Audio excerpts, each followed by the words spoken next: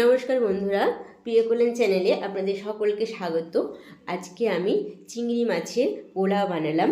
তো কীভাবে বানালাম দেখে নেওয়া যাক। তো প্রথমেই আমি বাসমতি চাল নিয়ে নিয়েছি 200 গ্রাম মতো।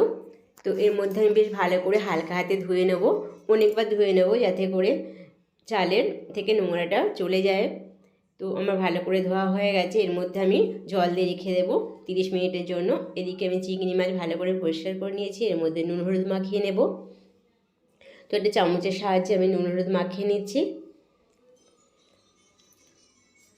তো আমার 30 মিনিট হয়ে গেছে। এদিকে আমি মাছটা ভেজে নেব। কড়াই তেল দিয়ে দিয়েছি, সাদা তেল দিয়েছি। ওর মধ্যে আমি 2 চামচ গাওয়া ঘিও দিয়েছি। তো মাছটা আমি হালকা ভাজবো, একদমই হালকা।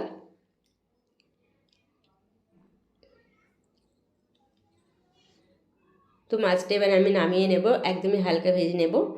তো এদিকে আমি ফোড়নের জন্য নিয়ে নিয়েছি গোটা জিরে, তেজপাতা, এলাচ, দারুচিনি আর সামরিচ।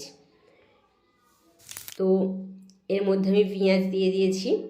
পেঁয়াজটা আমি হালকা ভেজে নেব। আমি 2টো মিডিয়াম সাইজের পেঁয়াজ নিয়েছি।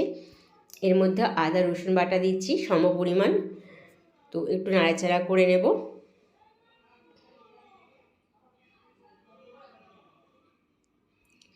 এর মধ্যে আমি টমেটো দিয়ে দিচ্ছি একটা মিডিয়াম সাইজের। তো আমি এটা কেটে নিয়েছি। এর মধ্যে এবার আমি দেব টক দই, আমি নিয়েছি 2 চামচ মতো। এর মধ্যে দিচ্ছি জিরে গুঁড়ো, ধনে গুঁড়ো আর হলুদ গুঁড়ো। বেশ ভালো হয় মশলাটা আমি একটু কষে নেব।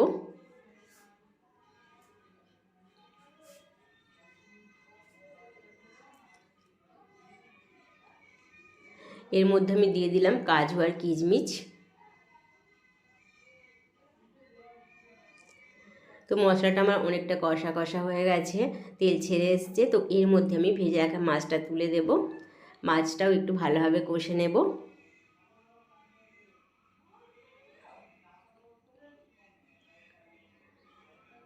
বেশ সময় ধরে একটু মাছটা আমি ভেজে নিচ্ছি।